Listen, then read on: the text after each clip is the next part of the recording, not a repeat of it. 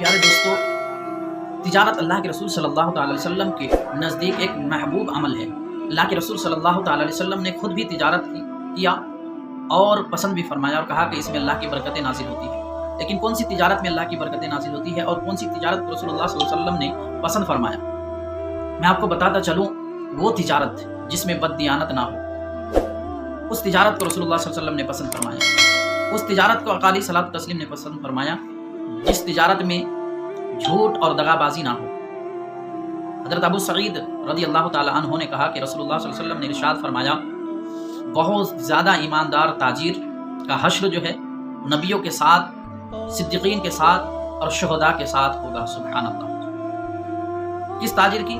जो ताजिर तिजारत करता है और उसमें कोई बेईमानी नहीं करता, ऐबदार चीज़ों को छुपाता नहीं बल्कि लोगों के सामने जाहिर करके वो फ़रोख्त करता है, बेचता है। ऐसे ताजिर के मुतालिक रसूलुल्लाह सल्लल्लाहु अलैहि वसल्लम ने फरमाया कि वो कल क़यामत के दिन उसका हश्र जो है होगा नबियों के साथ होगा, सिद्दीकीन के साथ होगा और शुहदा के साथ होगा।